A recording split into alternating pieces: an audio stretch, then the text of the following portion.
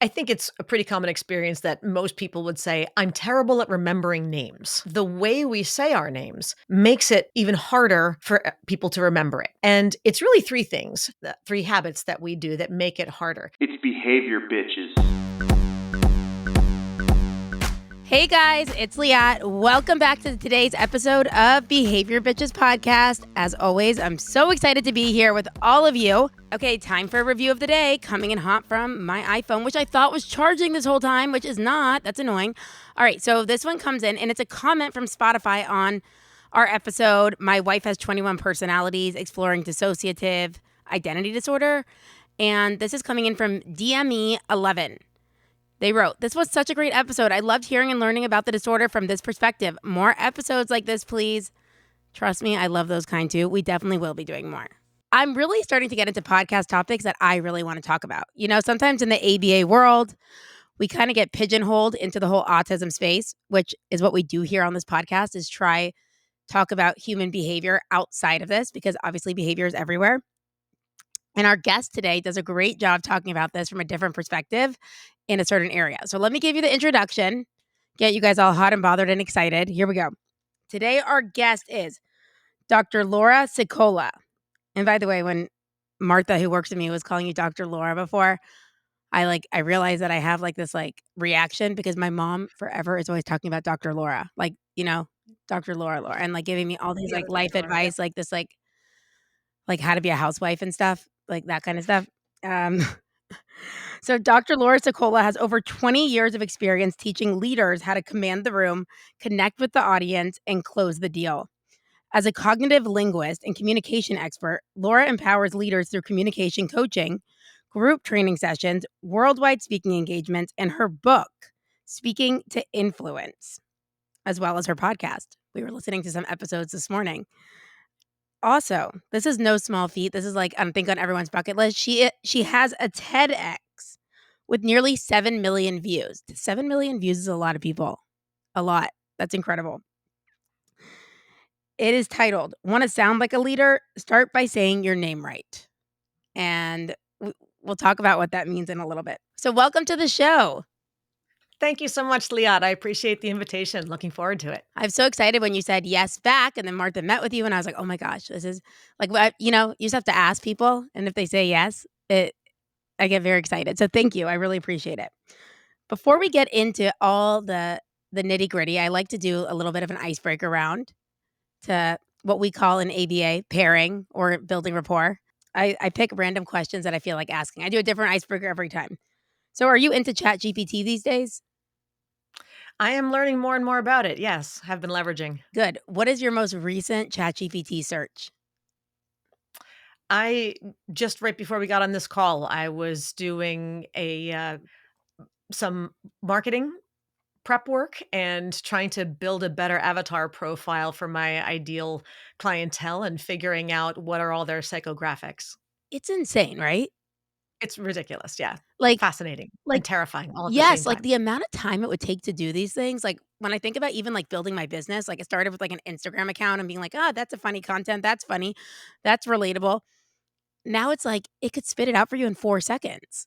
Yes, literally 4 seconds. And if it takes longer than 4 seconds, if I ask it to make an image, I'm like, "What the hell? It's going so slow." I don't have 15 seconds. Like, it's kind of ruining it. Refresh, Yeah, refresh. literally, I'm like, "What's going on?" Alright, so that's cool. Next, what did you wanna be when you grew up? Oh, that's, let's see. When I was in high school, I definitely went through a phase where I was convinced I wanted to be a lawyer because I used to like the TV shows that focused on the courtroom drama and the argument and the debate. And then somebody told me that law school was 3 years of living in a library after college, and that sounded really boring to me. So I decided law was definitely not the way to go. And God said, "Oh, lazy, are you? Fine. Don't do law school. Go get a PhD instead. Enjoy 7 years of research instead of 3. That's how it See you later." happens. Yep. And the law is not always like Judge Judy or any of these other ones on there. It's not always like, "Hey, your dog pooped on my yard. You owe me $100." It's like, now you need to go read all these documents, which now, by the way, ChatGPT, I think lawyers' jobs have also gotten easier. Yes, assuming they do their it can, but it's also more dangerous, and there are plenty Yes, of memes they and other they things out there where some lawyer took ChatGPT literally, and it totally made stuff up. Absolutely. All right, next. What's a fun or random fact most people don't know about you? Fun or random fact, I climbed Mount Fuji. How's that? That was a lot of fun. That's so cool. I don't wanna act dumb, but where is Mount Fuji? Why do I feel like Hawaii? Japan. I lived in Japan for a few years, and Japan. Mount Fuji Okay. is in Japan. How is it cold? Yes, it's, not at the bottom when you're starting, but by the time you get up a day or so later, yes, it is a very, very different world. So we started out in, 90-degree weather in August, and then we got to the top and there was snow. Wow. So, like, what do you how do you like, you said over more than one day, you sleep on the mountain? Yeah, there's like a little, I'll call it a camp, um, that you go, there's cabins and things, and you do an overnight or just a couple hours rest, but you're gonna get up and climb through the night anyway, because the idea is to get to the top For in time for sunrise? the sunrise, yeah, which is absolutely majestic. Now, mind you, Mount Fuji is not Mount Everest by any stretch of the imagination, but it was still a good, uh it was about as challenging as I think I wanted that literal mountain to be for Like, me, you're but a lot of good. fun. That was enough. Oh, yeah, I'm good. That I don't need to go higher than that. All right, let me see. I have so many questions, but I'm not gonna do all of them, so let me pick which one I like. What's one communication tip you used to believe but don't anymore? I have learned, I realized I think the biggest myth that is spread pervasively by a lot of people who are quote unquote experts in many other fields, massive thought leaders, is the idea that quote communication is only 7% verbal, or that it's like 55% body language and nonverbal, and that, as stated, is utterly false. And what, after having done the actual read the real research behind it, what th what that study, that Morabian study from 1967 was really showing is that when what you say and how you say it don't seem to gel, then people they feel like, "Okay, wait, what's wrong? Something's not feeling right," and that's what creates doubt. And when it seems like you doubt what you're saying, meaning you're doubting your own words, then people look to the rest of your communication, uh, vehicles, your voice and your body language and things, and they're going, "Okay, what am I reading into that?" That's when they will lend more credence to what you seem to non-verbally be creating, especially if you say, yeah, something like, yeah, it's fine." You're going, "Okay, I hear the words, it's fine, but your face is telling me it's not fine at all. So I'm gonna disregard what you say and listen to how you said it in that case where there's that discrepancy." It's not that if I listen to an hour-long lecture on ChatGPT, that only 7% of what I learn is from the words and 93% is from everything else. That's stupid. So you gotta take those things with a grain of salt. So it's like once there's become some, like, distrust or something in the tone of the voice or I mean, I'm assuming something, that's when we lean into, like, our instincts of, like, "Let me look a little further here." Like, what is their body saying? Is that Yeah, it's the what's most important is the alignment, the congruence between your words and your delivery, the what you say and the how you say it. So, if somebody says, "Hey, you wanna go out with me on Saturday night?" And you're going, "Uh, yeah, sure, sounds great." I mean, the words are there, but you can tell from the delivery she's not interested in this. Like, she's right. trying to figure out really fast how to scramble for an excuse to get out of this, and she's failing. So that's when there's a when the words and the delivery don't match, you lean into the delivery and ignore the words. That's when there's more. It's also things like, I mean, hostage negotiations and other massive things where you can tell somebody's not telling you everything in there. There's something in the delivery that's saying, I need to know what else is not being said yet, what they really mean by it. But it's not saying that, in a podcast like this, that only 7% of the value people are going to get out of it is based on what we say. That doesn't make any sense in that kind of a context. So the context matters, but the main lesson is make sure you have a balance, a match between what you say and how you say it. That's the key skill. That makes a lot of sense. I mean, it's actually so my background is working with individuals with autism, and I always like Mhm, a lot of people, like, love doing the little kids, right? But I would always take, like, the older, like, adults and working on a lot of social skills, right? And mhm. I'd be like, "Okay, so but now we gotta show interest in others." I don't know if you've watched Love on the Spectrum recently. I haven't seen not recently, but This I love the original season is season. incredible. Oh my god. So I'm watching it and, like, you could tell someone something to say. I'm like, "Hey, like, so you wanna show interest in what she's doing too, right?" So you're gonna be like, Mhm. I'm like, "So why don't you ask her, like, well, what are you into?" Right?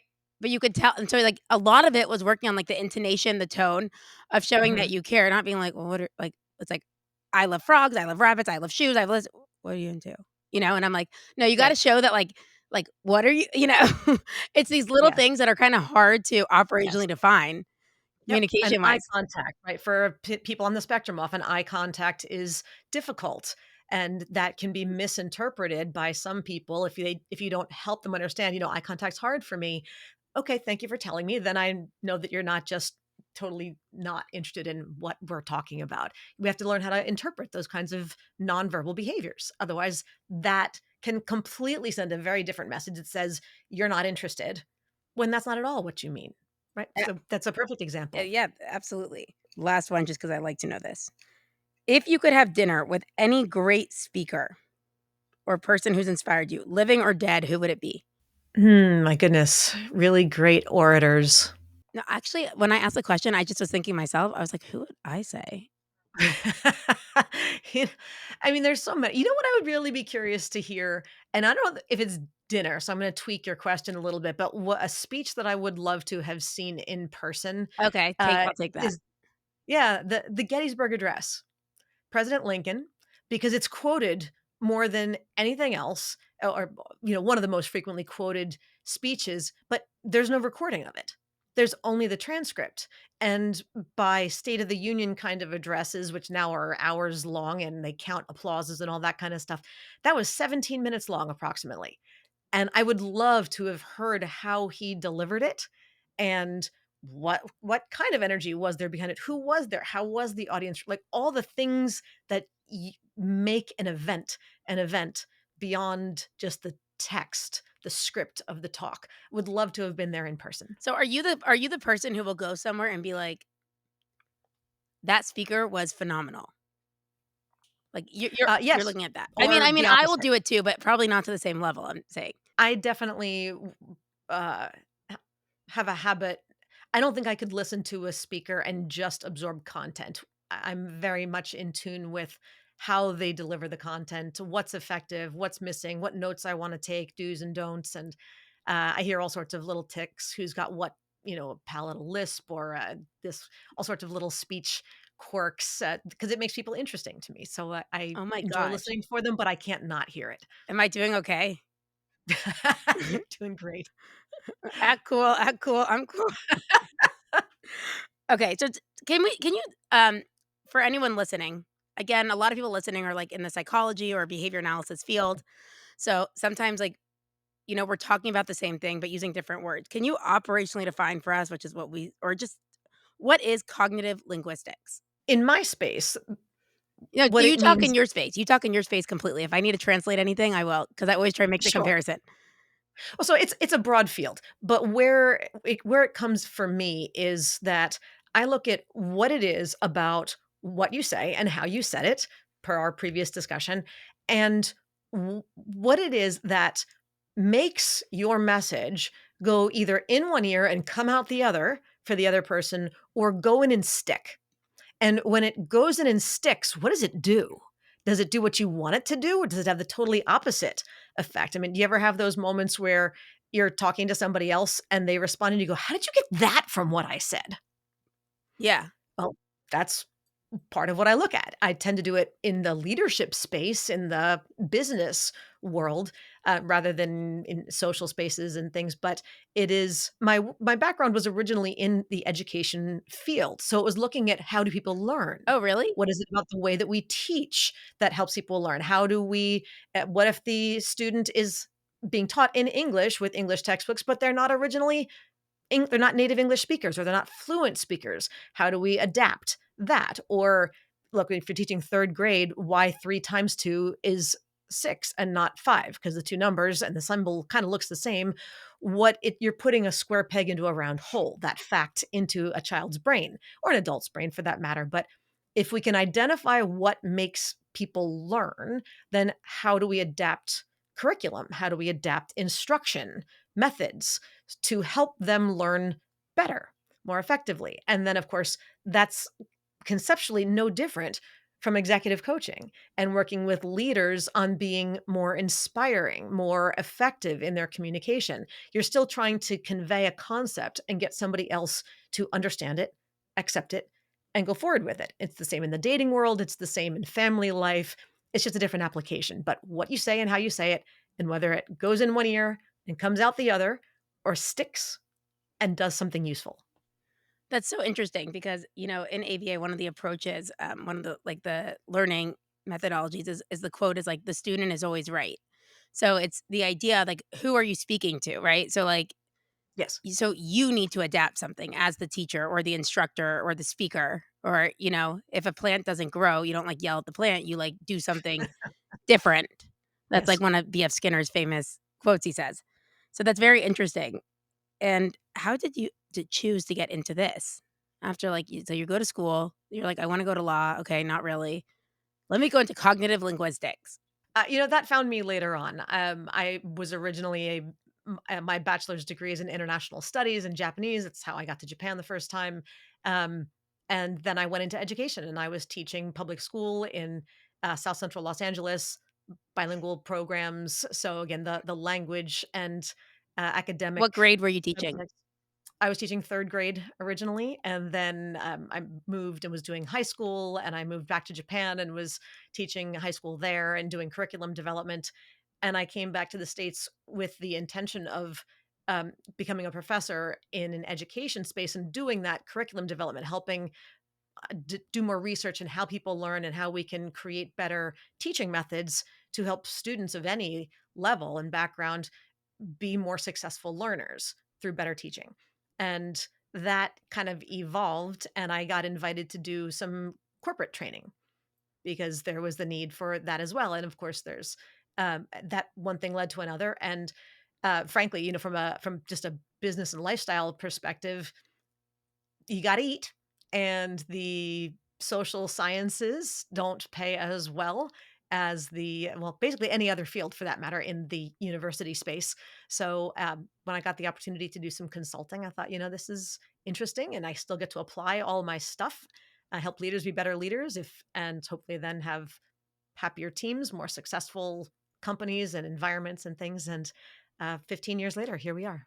Incredible. My background also, I started in I got my master's in special education.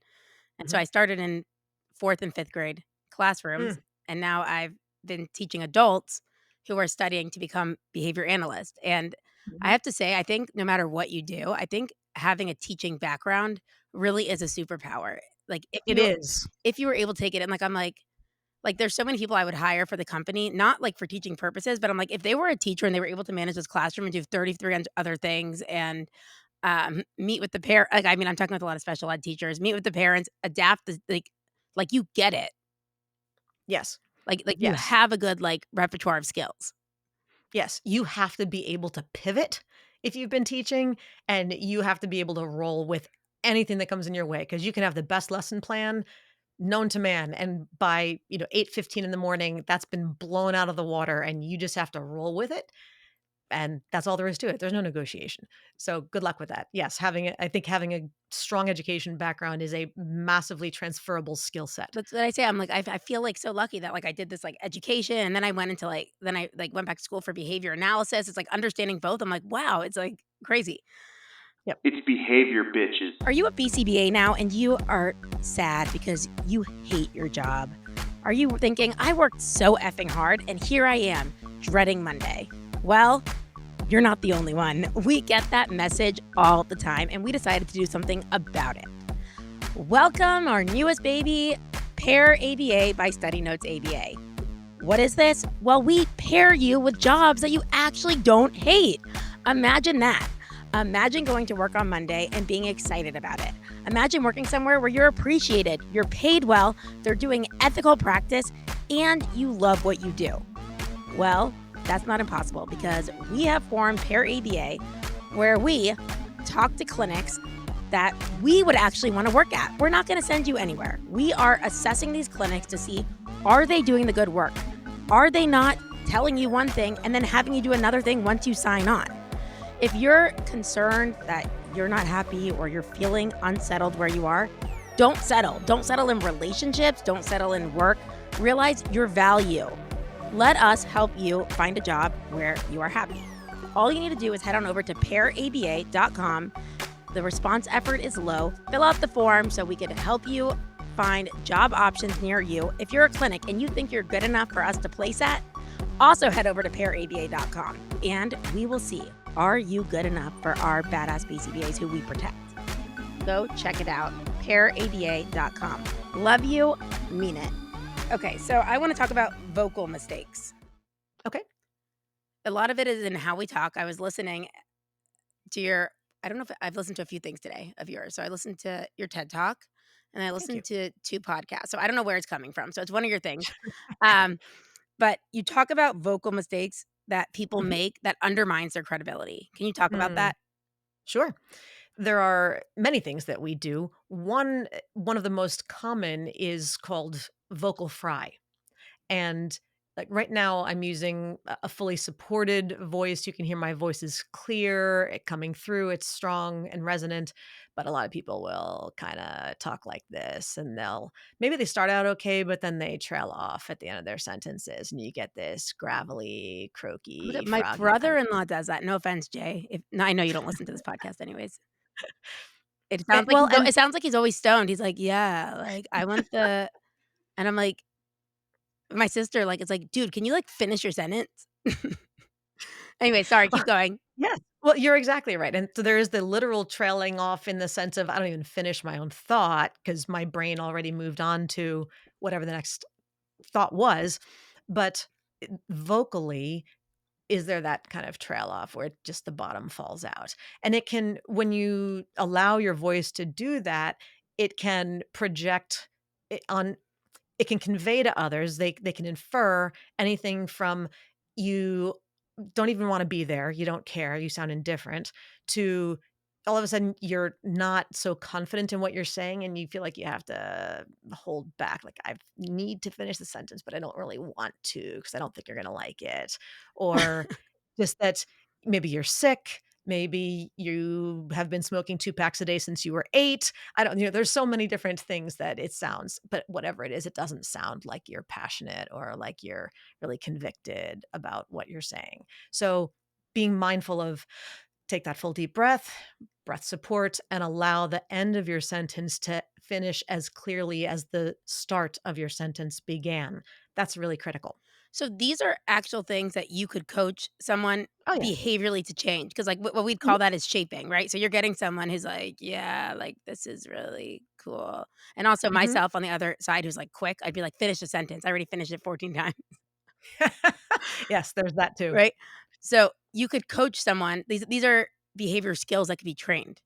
Yes, yes, and that's the beauty of it that, there's in in business nowadays, and you can tell me if this is something that's coming up in education or not, the word authenticity is one of the hottest buzzwords. Everybody's like, I gotta be me, gotta be authentic. I don't want to fake it. I don't want to do anything. That's fine. But if you also know that and it's not just fine, it's necessary. And it's something that I always coach my clients to help them be more of themselves. But if they have a habit like vocal fry and they don't even know that they do it, or it's just become their natural, it's just muscle memory of a bad habit. It's not even good for your vocal cords if you do that health-wise. But to learn to undo that is not you pretending to be someone that you're not. The fact is let's pretend that let's imagine that you are actually a little nervous in this speaking engagement. Whoever you're speaking to, you're a little intimidated. Would you ever verbally introduce yourself and say, "Hi, I'm Laura. It's great to meet you, and I just want you to know that I'm really nervous right now. You intimidate me, and I'm hoping it doesn't show." Would you ever actually say that out loud? I No. might be like, "I just want you to know, like, I'm a little nervous, like, I think you're so cool." I might. Then that's assuming that you're cool, or that's then that if there's a time and a place for that, great. Then and maybe that'll endear them to you, maybe that'll make them laugh, maybe you can leverage that. But if you're getting up on stage or you're interviewing for a job No, or you're pitching a client, you're not gonna lead with, "I'm intimidated by you." no. I It'd be I more would never say like someone that I like, was like, "Oh my god, you came on this podcast. I just have to tell you, I'm so excited that I'm, like, a little nervous. I have so much to ask. Something like that, you know? Sure. Yeah, but Which might you're be confident endearing, in right? It might. confessing that, sure. And it's respectful in that sense. It's a little bit of an ego boost to them. It's flattering, but, big picture, you're not gonna open a business meeting by confessing your nerves. So, it's not inauthentic to refrain from saying that. So, similarly, if you realize that having that vocal fry or some of the other bad habits we could discuss is making people think that you are that you are nervous or that you're indifferent, changing that behavior isn't about being inauthentic. It's I don't want them to think that I'm indifferent. I don't want them to think that I don't care or that I'm nervous. So let me use a vocal habit, a vocal skill that will allow me to project the authority that I want them to believe that I have. I don't want to have a habit that undermines my own credibility. So let me fix that. And to your original point, it's just a physical mechanism. You're just learning to use your voice differently, just like I can go up or I can go down. I can talk softer. I can talk louder.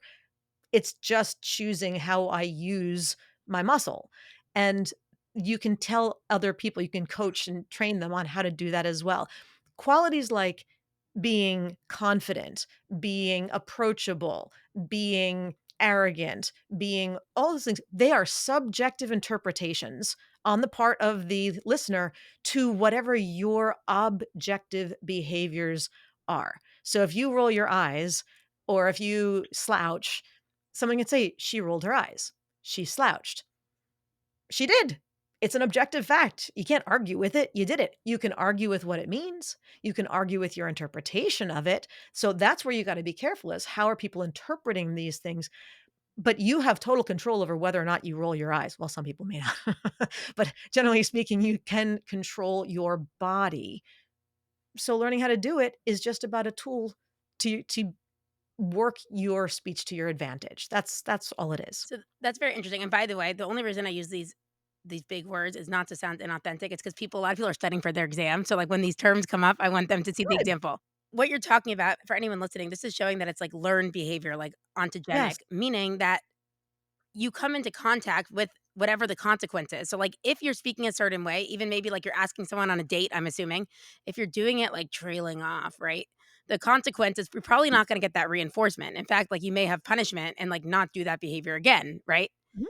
So, what you're training is so that people could come into contact with more reinforcement, whether they're trying to like lead a room or sell people on something, I'm assuming, right? Or Sure. I guess someone could come to you and be like, I don't know why, like, and sometimes I feel like this, honestly. I'm like, I feel like I create something that no one takes me seriously because Mm.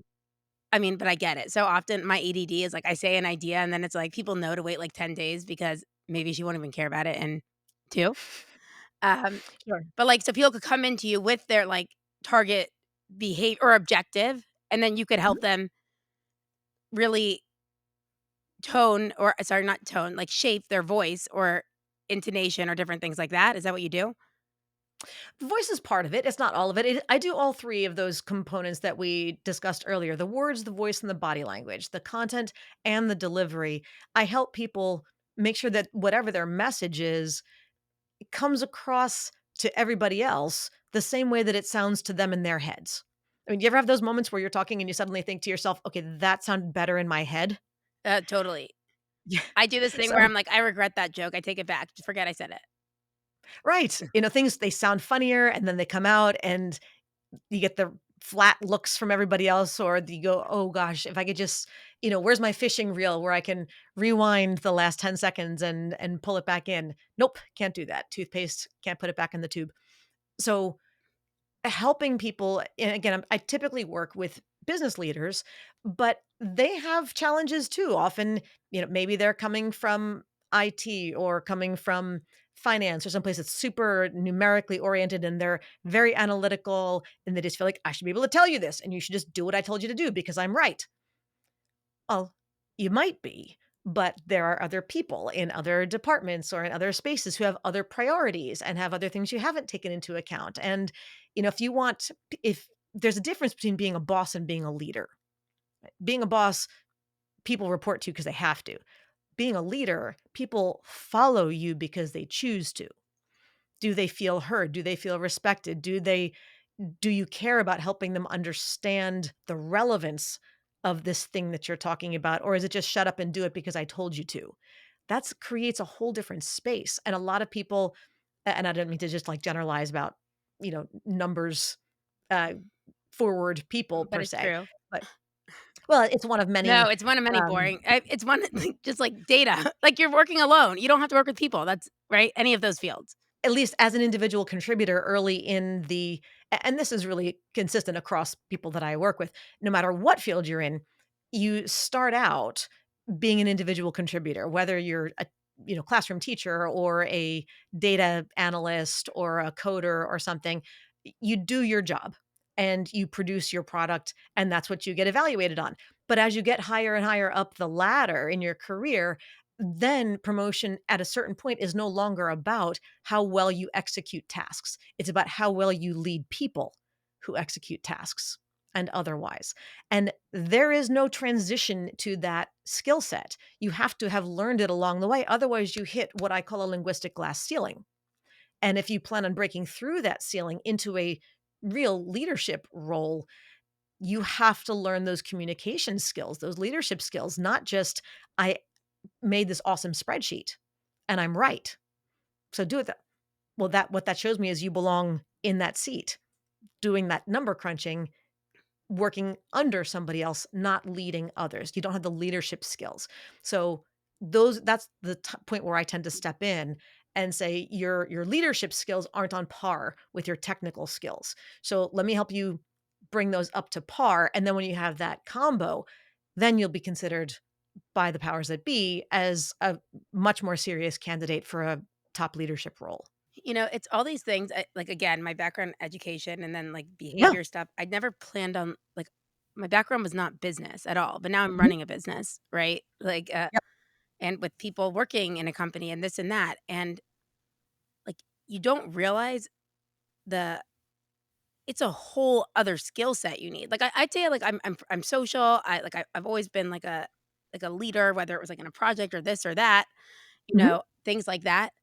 But you're dealing with individuals, and each individual has their own learning history or their own what they're dealing with.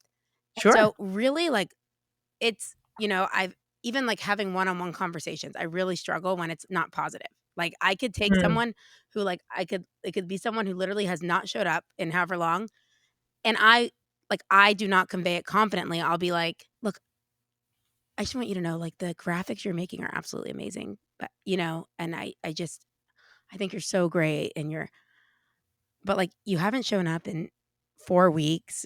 We're paying you, but I get it because, like, some days it's hard for me to show up too. It's like I automatically I've lost any validity in what I'm saying because now I've just been Mhm. like, I've canceled it because I Yep. really but it's these things that you have to practice. Mhm. And I'll tell you, like, I'm guilty of recording some of my conversations that I've had in the past and listening back and being like, "That is not the conversation you wanted to have." Yep. Sounded so much better in my head. Yeah, like, I had this whole plan, and then I'm like because something that you said in one of your talks is that we spend so much time, like, of what the content's gonna be, Yes. but none on the delivery, which is completely what I do all the time. And you're totally normal. You're just like everybody else. Most people, if you're gonna prepare a presentation, you're gonna prepare for a meeting, you're gonna prepare for a pitch, you put all your time into preparing your data, preparing your pitch sheet, preparing your spreadsheets or your PowerPoint slides or your whatever visuals you're going to need. And then we have the stuff. And conceptually, we know what we want to express, but we don't realize that the biggest gap in the world is the 3 inches between your brain and your mouth. Just because you understand conceptually what you want to convey, it doesn't mean you have identified the linear sequence of words that you want to come out of your mouth in a particular order. And people don't understand that that's not intuitive. It's hard. You need to look at your own slide, look at your own spreadsheet, look at your own pitch deck, look at your own whatever it is, and practice. Can I express why these numbers matter, why they're what's the ROI of the return on the investment of this particular idea, what's the urgency behind this, who should we have and why. You have to be able to articulate those thoughts explicitly and clearly. And that is a whole different skill set from being able to come up with the content, and you have to practice it. And most people don't. And then they wonder why it No, doesn't it's land the so way they want true. it Like, to. because by the time I'm done with the content that I put together, I'm like, I am so over this. I don't want to look at it again. Right. Sure, Until I'm sure. like, I'll do it when I'm there. And And you keep tweaking and you keep tweaking the numbers and your slides and the aesthetics and all these. And so you tweak until the last minute, and then there's no time to actually go through it.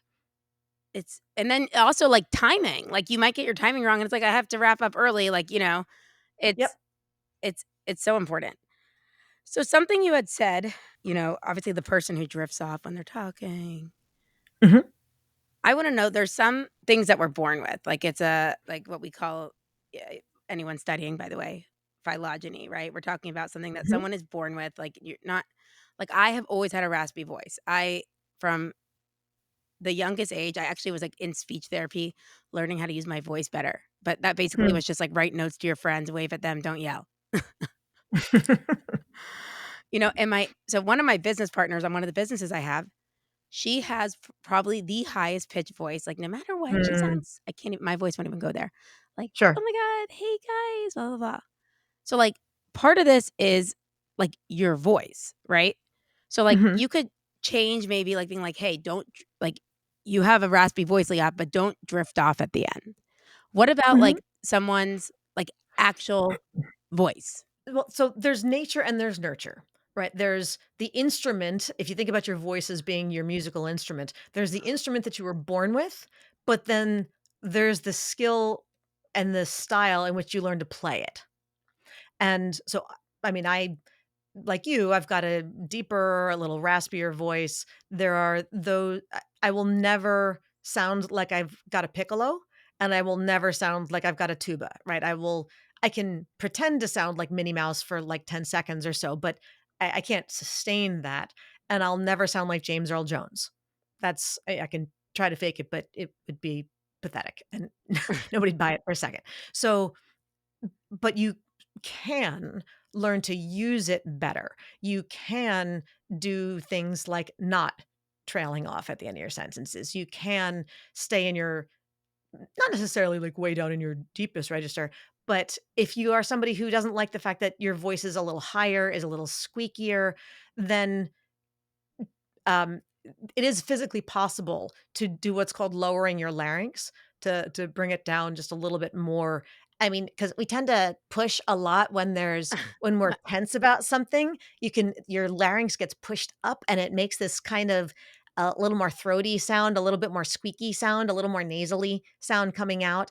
But if you take that deep breath, relax your throat a little bit, pretend that you're drinking out of one of those big fat like 7-Eleven Slurpee straws or McDonald's milkshake straws through your mouth. You can feel your throat open and you can relax and drop the larynx, and that allows your voice it allows you to reach deeper into the lower, registers of your voice, and I'm not doing Bullwinkle, like, I'm not faking it down there, but there is a thicker, richer quality to it. So, if you are born with that piccolo, there are ways that you can use it more authoritatively and habits that you can avoid, like we talked about vocal fry, another one is upspeak. Upspeak or uptalk is that pattern that a lot of people use where it sounds like they're asking questions because their voice keeps going up, their pitch rises at the ends of all their phrases and sentences like I'm doing now. I will stop so as not to annoy your entire audience. My 4-year-old, he does that with everything. "You pick me up from school? You're gonna pick me up? I'm gonna get Oreos in my lunch." "You put Oreos in my lunch? I get a special prize for going potty?" Everything is like that. Right, right. And, when you're 4, okay, a lot of stuff is cute. It's not when you're 40. No. And it's Like the baby also voice thing too. And when you get oh, older, that it's yes, annoying. yes, exactly. And if you do have one of those and it's not good for anybody for 1,000 different reasons we can dig into should you want to, but in particular, if you have one of those piccolo voices, then Why would you end on your high note on all your phrases? Of course, you're gonna sound even squeakier. We need to have a more declarative tone. Are you asking questions? Those yes or no questions, like tag questions at the ends of sentences where I'm implying, right? You know? Okay. Well, that undermines your authority because it sounds like you're perpetually seeking validation. Like, you need me to say, "Yes, Liat. Yes, I know. You're right. Okay, move on. Stop asking for permission on all this stuff. You're giving me your power. Take it back. Don't keep asking questions or adding a lot of commas on stuff. It's incredible. Make a statement. Put a period on the end. Let your voice drop. That's where you own something. That says, "I believe this to be true." Period. So the piccolo voice really needs to learn to drop that. And because aside from the fact that it undermines authority, it also allows you, meaning not doing it undermines authority, using that vocal period allows you to land in that deeper register and sit in the strength of your voice. So is that too confusing or No, did no, that I? makes complete sense, and I'll tell you, it's actually I'm thinking about, in the space that a lot of people who listen to this are in, like, working with, like, the autistic community, whatever it is. Like, a lot of these skills that I would try teach in general, like, I didn't necessarily have a word for or whatever it is. I'm Mhm. like, okay, like, if you're waving bye to someone, like, you're like, "Hey, bye," like, pivot your body at the same time. Don't just, like, wave the whole time. Like, just you gotta pivot like you're actually leaving, you know? And when you're actually giving these things these terms, it's so nice when you're like when you have the what do you call it? The Upspeak or up uptalk? ups yes. It's like, "Oh my god, you're giving it a name." So I'm just feeling Right.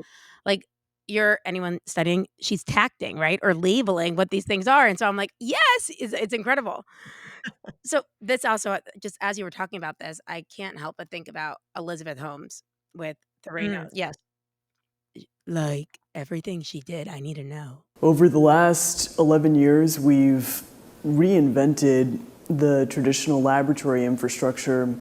What was going on there? Was that an authority thing? Did people take her more seriously? They think she's weird? Well, she's now become kind of the pariah of this whole topic, and whether she was legitimately faking it. I mean, there's questions, was she trying to be Steve Jobs with the black turtlenecks and, Yeah. all those kinds of things? I would not be surprised. Like, all behavior makes sense with enough context. So, bearing that in mind, as a young female, blonde woman in Silicon Valley and trying to, be this tech thought leader where she didn't fit any of the stereotypes in a lot of ways. I'm sure she got more than her share of pushback, more than her share of being dismissed, being underestimated. And so it would not surprise me. Again, I've never spoken to her. I've watched videos, I've read stuff, I've, done a Yeah, little bit of I got research. very interested in her at the time. Like, I Sure. But so all of this is complete speculation and, that's fine. I can only hypothesize. Um, but it would not surprise me if she thought, "Okay, how am I going to get the respect of the predominantly male, uh, space that I'm in with where the money is, where the leadership is? How do I make my space? How do I get them to take me seriously? Okay, well, I'm not gonna wear spaghetti straps and a push-up bra and whatever. I'm gonna wear a black turtleneck a la Steve Jobs. I'm gonna have my voice sound as strong and authoritative and deep as possible because men tend to respond to deep voices as being and women respond to deep voices as being more authoritative. Should they? Yeah, I Irrelevant. know. A lot They of people do. say mine, it comes across as masculine energy. I'm like, "This is my voice." Yeah. I'm like, "Maybe you're Well, just and maybe." well, but there's voice and there's speech patterns. So, when what does masculine versus feminine mean? If we're going for very, stereotypical to, Gender bifurcated norm, labels yeah. of sorts. Right. So, you're talking fast, as do I, Jersey Italian, so that sounds totally normal to me, but that speed can be seen as more masculine. You're you're strong and you're adamant and you use the declarative tone when you're making your points. So that sounds ownership of sorts, which traditionally, stereotypically can sound more masculine. Um, you have you can use more of a staccato. You break up your thoughts. There's a lot of space. It's a stop. It's quick pieces. Those are that choppier speech cadence of sorts, can be more authoritative, a little stronger. There's not the softener as part And of it. It's I'll not tell as you, I about think or running a business now for the last 7, 8 years, like, I think that it's become more like that, right? Because it started off like even starting this podcast, in this space, it was all white males originally. Like Mm, these, okay. these when they heard behavior bitches, it was like, right? Like, it was like, "Who are these dumb girls calling themselves the behavior bitches?" Right? And then so I was like, "I really have to work extra hard for these people to respect me now, right? Like, I better make sure, like, I know what's happening, I'm talking the content, I'm saying it correctly, things like that." And so I think, like, even, like, meeting with different, you know, some, like, lawyers who may have laughed, being like, "Yeah, like, we wanna, like, trademark or whatever it is, like, behavior bitches." I think I've had to, like, my voice has slowly been shaped or maybe, like, the way that I use my voice. Sure. That's what I'm thinking probably has happened naturally through, like, just the contingencies of me interacting. It's very possible. And I didn't, when I was just making those observations a moment ago, none of them were intended as criticisms. It's just you mentioned No, I I didn't take it wonder why, and I personally. thought, well, here are certain things that might contribute to that perception. And again, it's exactly what I was referring to earlier, where if it's coming across as quote unquote masculine, that's a subjective interpretation of your objective speech behaviors. What were some of those behaviors? Speed, how fluid versus choppy it is. Is there a declarative tone or an interrogative tone? All of those things, they happen or they don't. They're objective fact, but how people put them together and then subjectively decide sounds masculine. Okay, that's up to them. So, but all of them are things that we do have control over regardless of how they came to be. So, leverage what you want to leverage. It's interesting, I'll tell you, especially I mean, I got divorced a few years ago, so I'm back in this dating world, and at first I was like, "Oh, I need it." Like, I just, like, learning a lot of different things, and then I was like, "You know what? If someone is taking, like, my person like, first of all, if they're taking this as masculine, then maybe they're not masculine enough that they can't handle it." Like, Or maybe you need somebody who likes that in a yeah, like, woman. maybe someone likes Okay. someone confident, maybe it's confident to someone else, I don't know. It's behavior, bitches. Hey, behavior besties, are you trying to get your shit organized for the new year? Yeah, aren't we all? So, over here, that has been my struggle for life with such severe ADHD that I don't know where to find anything. I need something huge in front of me telling me what I need to do next. And for some reason, I've always had date dementia. I made that term up myself, but it means I never know what date anything is happening or how to plan ahead. So we created the Snabba Badass Huge Calendar. It comes with, I mean, it's huge, like literally like as tall as you. So make sure you have a lot of wall space, and it comes with so many different color Post-its to fit inside the square so that you could plan your year ahead. It's a different layout than a regular calendar. It all goes horizontal so you could see everything that's gonna be happening. Whether you're already a BCBA, congrats, and you want to plan your pre-auths, when you need to send things into insurance, different things like that, there's space for that. You can put your personal things, or if you're someone studying for the exam and you want to figure out when you should be taking different mocks, when collective nights are, when you need to be reading what, there's space on this calendar for everything. Now you just need to clear a wall and make the space, and then you could get the calendar too. If this is your year to get on your shit, be organized, fear no more, Snabba has it for you once again. It's like annoying, right? We have like everything. So head on over to studynotesaba.com and get the calendar now. Check show notes for the link. My next thing I want to get through, because I know we're getting near the end, and I appreciate your time so much, is you talk about saying one's own name. Mhm. And the way that you introduce yourself and how powerful that is. Tell me about that. I think it's a pretty common experience that most people would say, I'm terrible at remembering names, right? Well, a lot of the reason why, aside from the fact that people tend to be distracted, but the way we say our names makes it even harder for people to remember it. So the way other people introduce themselves to you makes it harder for you to remember. That's why you think I'm terrible at remembering names. And it's really three things, the three habits that we do that make it harder. Number one is speed. Number two is components. And number three is intonation. So when most people say their names, they say it way too fast. And it's like, well, I've said my own name a billion times. I'm tired of saying my own name. I don't want to talk about myself. I don't like talking about myself. Let's just get past it. Hi, I'm Laura Scola. by the time they even realize you're talking, they've already missed it. Totally. So it's important to slow it down because even if your name is super simple, like Ann Smith, it's not predictable. So you still have to give them a moment to for their brains to catch up with their ears. So that's number one. Number two, people tend, especially if you're giving your full So name, that was the speed part. that was the speed part. Okay. Right. Slow down. Tip number one. Now we're on components. Components. Okay. Yes. Part number two. Most people say their names all as one big slur. Hi, I'm Laura Scola. Blah, blah, blah. Once again, I don't know where the first name ends and the second one begins. Is there a middle name involved? Is there a hyphenated last name? How many parts are there? Especially if it isn't a name that is uh, from your native language or cultural background, you may not recognize, you may not literally be able to identify where the first name starts and the second one ends, which Totally. syllables go to which names.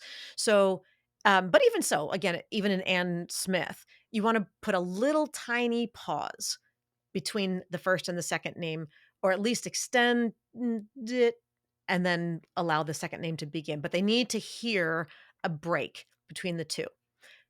And then the third one, which is intonation, which is the highs and the lows, the melody of your speech and your voice is the easiest thing to do is to have your voice. Most people do it wrong by asking the whole thing as if it were a question with that rising intonation, like I mentioned before with upspeak. So they'll say things like, "Hi, I'm Laura Sokola." Like, I think. I'm going, well, when you figure it out, let me know. Because until then, I got other things to pay attention to. I don't want you to correct yourself for me later. So instead, what we want to do is the first name you can go up. It's like saying I'm not done yet. Then you've got that little break that I mentioned before, and then your last name should go down. It's like saying, and now I'm done. This is the conclusion. So instead of saying what most people would typically do and say, "Hi, I'm Laura Sokola," blah, blah, blah, blah, one large I slide right love up. this upspeak every time It's you do it. horrible, isn't it? I love You it. will never be able to not hear it again. I know. So No, it's like you I'm kind of. sorry, and I'm you're like welcome. nervous everywhere I go now. It's like I'm gonna see it and be like, You will. Hazards of the trade. Sorry, welcome to my world. "That's what So, happened." so instead of doing that, what I would do is say, I'm Laura Sokola. Up, pause, down. And I'd slow it down even more, especially if I'm introducing myself on a podcast for the first time. I'm Laura Sokola. And just allowing people Laura? to, yeah, now try yours. Okay, that's what I was about to say. And also, okay, I'm gonna just do it how I regularly do it. I just want to tell you. I'll Okay. be like, "Hi, my name's Liat Sachs," Okay. and because I know that no one ever hears the T at the end, so I'll be like, Right. "Liat," like a Fiat. Yes. No, and that's great. Yeah, that's actually really important to do it, that you automatically added that break, and I'm glad that you aspirated or that you popped that T at the end of Liat, because most people would just hold it, and then the T would go right into the S, and they'd never hear the T, so they probably hear And because like, Liat. I know it's not a common name. So wait, but if Right. I'm doing your thing, I'd be like, "My name is Liat Sachs." Yep. Did Very easy, very clear, easy to did hear. I just move my hand or I actually changed my voice? I couldn't tell. I couldn't tell You if I did did. both, so that's I good, couldn't but it's tell if I really my funny. name is Liat Sachs. Well, a lot of people will do that. They'll move their hand like, "I'm Laura Sokola," and their finger will go down, but the voice still goes My up, name is and it's like, Liat "No." Sachs. Yep. Yeah. And you can slide it, Liat Sacts. You can do the Sacts and pop it up a little higher. It's a little friendly, Yeah, a little my more voice doesn't even movement go to it. higher is the problem. I'll tell you, Sure it does. I always was like, as when I was younger, I was always jealous of the girls who could like go to concerts and like, on top of their lungs. And so I was like, maybe I could do it. I was at a Ricky Martin concert. I don't know if I've told the story on the podcast already. And the girl in front of me is like, when these girls scream on top of their lungs and like make your ears like want to break. And I was like, I think I could do it too. So I yell out and I'm like, oh, and I was like, it didn't sound the same. Well, the fact that you can't shriek at the top of your lungs is probably not something that will keep you from, well, anything in life. So I wouldn't worry about that. But that's a funny story. I just remember it so clearly and being like, I could try it too. Like, why not? You can try. Sometimes it works, sometimes it doesn't, and, all these things that we've been talking about, making your voice go higher, is my voice too low? It won't go any higher, or, upspeak or vocal fry. Let me put a little disclaimer out there, especially for the men listening, if there are any, or to whatever extent they tune in here and there. A lot of times people will think that, well, that's just a young female thing. that's a Valley Girl thing, that's a Gen Z thing, and it's not. It is very much, men and women do it, older and younger. Younger people may have more of a habit of doing it more frequently, but at different times, when you're feeling less confident or when you're tired or when lots of different contexts, men and women, older and younger, whatever ethnic or cultural background, everybody slides into it at some point or other unconsciously. So, we don't have time to get into all the examples and types of contexts where that happens. But guys, just forewarning, a Y chromosome is not a vaccine against upspeak and vocal fry and whatnot. It's just as likely. There was a young guy I met who was finishing medical school and interviewing for well, residency positions, and he was telling me about a job. He used the word like and used upspeak more than any 1980s Valley Girl stereotypical Are sitcom you like character nails on I a have ever chalkboard? You're seen. like, Oh, it was excruciating to sit there. I just sat there biting my lip going, "Do I say something to him? How do I say?" I need to not strike him down, but yeah, my ears are bleeding right now that you have no idea, and you're undermining yourself. Like, what hospital is going to want you to come in where you sound like you're 12 and like you have no idea what you're talking about? What I mean, and think are about it. people aware of these things themselves? Or like the No. company is gonna contact you and be like, "Hey, look, we're thinking of putting Liat in a higher role. We really need her to like take on those leadership skills." Are you able, like, we notice that, she doesn't convey messages very clearly, Yeah. but she's very bright. Like, will they Yep. contact you for something like that? Or the individual No. themselves is like, "No one takes me seriously." No one takes me The seriously? That was good. I know, I was The doing individual words, I messed up, sorry. but you put it all together. You did great. It's both. Often it is where there's somebody who's a high potential future leader, and they are recognized as being awesome in so many ways, and have being on the short list for a higher role, but dot dot dot. There's something missing. There's an authority that's missing. There's a confidence that they don't convey that other people would have a hard time following. So they'll bring me in to work and prepare that person for the higher role. Also, there are definitely times when an individual will reach out to me. They may not know why they're not taken seriously, but I do hear that often, that I just feel like I don't convey the authority that I want to convey, or I don't feel like people take me seriously, or I get stepped on, or I don't get opportunities handed to So me. someone could reach out to you like that. Like, so I Oh could yeah. call you and be like, "Help a sister out." Like, I would love to do Yeah. something with you. Like, I know I have these skills, but there's some, and then you could help me pinpoint of like, well, when you're doing this, you're doing X, Y, Z. Yep. And there's often what they describe for me in the moment may not be, or what I even hear from them in that initial conversation may not be what they're conveying to someone else. So we may end up watching a recorded Zoom or Teams meeting that they had with their team from like a week ago. And I'll watch a few minutes of how they showed up and what they were delivering. And it's like, oh, well, that person is not the person who's talking to me in our sessions. That sounds very different. You notice these patterns and those, and we'll dig a little bit to figure out what caused that shift, what was going on in the moment. So there's a million reasons why, but yes, often someone will come to me and say, "I want to be open for another promotion, and I just feel like I'm not viewed as leadership material." And a lot of times it's the opposite, where it's not that they're not conveying confidence, or they're too wishy-washy. It's the opposite, that I'm told I'm too intimidating. I'm told that I'm too aggressive. I sound too assertive. I'm not. So, and we tend, Like, especially as you're almost women. not likable because of those Yes, things. yes. That's they'll never say that about somebody else. Like, she's not really likable, so I feel like we can you make her more likable? They won't say that, but it is implicit So will you in tell there. someone, will you be like, "You have RBF, you have resting bitch face, you gotta fix that?" Do you tell people that, Chances or are if that's not somebody part of has it? that, they know it already. They'll bring that to me. That's something people tend to be, familiar with. But it's more that we create this false binary, this black and white forced choice for ourselves. Because 'Cause I'll hear things like, "Well, I tried being nice and that didn't work. So what else am I supposed to do? I gotta be strong, I gotta be clear, I gotta be authoritative. Nice didn't work." So it's either I can be a doormat, Or I'll borrow a term from your podcast, I can be bitchy. I'll be a bitch. And, doormat didn't work. I'm in this leadership role, so bitch is what I'm left with.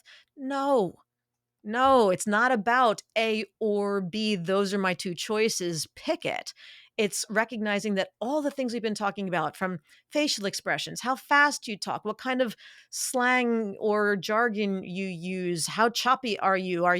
What is your body language and your eye contact? Do you tell stories, or are you just forcing stuff down people's throats? All of those little details. If you think about it like a DJ's mixing board, each one of those elements has its own lever. You're so And right. you're not just shoving them all up or shoving them all down or just flipping the power switch for the whole board on or off. Maybe a little slower, but a little louder and less upspeak. Volume's a big And one too. volume is a big one. Are you mumbling or are you shouting? Neither one is good. So, how do you adjust that volume? What's appropriate for this space? Do you even know how you sound on virtual in a I mean, I've got a good microphone, but I know that it comes across a little bit softer, so I have to turn the gain up, or your editor may have to turn up the volume afterwards to equalize, because I think your gain, your input volume is up a lot higher from what I can see in the squiggles on here on the interface that we're using. But most people have no idea what they sound like, and they don't realize the microphone that they're using for their video conference makes them sound like this. And they're talking and you can barely hear them, and it's really muffled and it's annoying and it makes people want to give up. So if everybody else sounds like this and you sound like this, your tech is undermining you, but you don't even know. So you need to be aware of how you're coming across. Go back and listen to that recording of your meeting and see, how does everybody else sound compared to you? All of these little details change people's subjective interpretation of who they believe you to be. Makes a I difference. I love this because it's things that I could really like, because this is your expertise, like it's the things that I never had words for or could think of exactly. So it's just so incredible.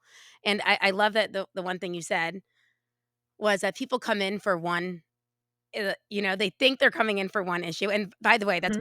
that's all the consult cases for the most part. We'll get called in by a school or a parent and they're like, I Sure. don't know what to do. My kid is just like so aggressive at any anytime another peer is near or this or that. And it's like, actually, anytime a demand is placed or like anytime they're told no or wait, it's like these little things that we're identifying that like they weren't thinking of that. So it's like, oh, Mhm. here's a pragmatic solution. You could just give a 5-minute warning before you do the next, well, just whatever it is, but they Yeah. come in with one thing. Right? You take it with a grain of salt because, I mean, that's what you're hired for, right? So we're hired to be Yes. like, "No, this is actually the behavior and this is the function." So Yeah. I think what you do is so, so cool. So thank you so much for sharing all of this. I feel like I really took in a lot. So thanks. Oh, thank you so much, and thank you for all the work that you're doing with children on the spectrum, with adults, and it's a population that needs the support to be able to really achieve what they deserve and want to achieve, and to be accepted. So I think it's great that you have the insights to be able to support them and their families and their communities. Well, it's we have to. It's 1 in 31 now. Do you know that? Wow, It's it's yeah. So, amazing. yeah, so we gotta do the work. But I want you to tell everyone, where can they find your book? What can they expect to find in your book? All of it. Tell everyone and where they could Oh, find thank you. you can absolutely find me on, LinkedIn for sure. My website is laurasacola.com, very, cryptic there. The book And is by the also way by the way, available. it will all be in the show notes, but keep saying it. Yeah. Well, thank you. And the book is called, as you mentioned earlier, Speaking to Influence: Mastering Your Leadership Voice. And Liat, if it's okay with you, in the show notes, we can also add a link. I would love to offer your listeners the first two chapters for free if I they'd like just a simple I download. Does I'd that work love for it. you? I'd love it. Okay, so Perfect. I'll put that in the I'll send you that link as well. So check out Liat's show notes, and look for the two free chapters for Speaking to Influence. It is also available on Audible and Kindle, depending on what mode people like for learning. And of course, check out the TED Talk. Would love to cross that 7 million mark. Oh, I mean, that is really, I just have to tell you, like, that is like a goal to get there, so that is incredible. Good for you. Thank you. Alright, well, thank you so much.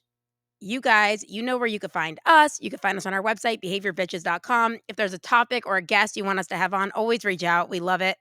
And go leave me 5-star reviews. I live for them, and I literally, that's why I keep doing this. So go leave them or else I'll have to stop. You don't want that, do you? You can find us on Instagram at Behavior Bitches Podcast, Facebook at Behavior Bitches Podcast. And now, which I know I keep having to sell myself over here, but because we're doing these as videos, please subscribe on YouTube to Behavior Bitches Podcast. This is different than our Study Notes ABA channel. So go subscribe. We're really trying to hit a goal there. That's all we have for you today. As always, love ya. Mean it. It's Behavior Bitches.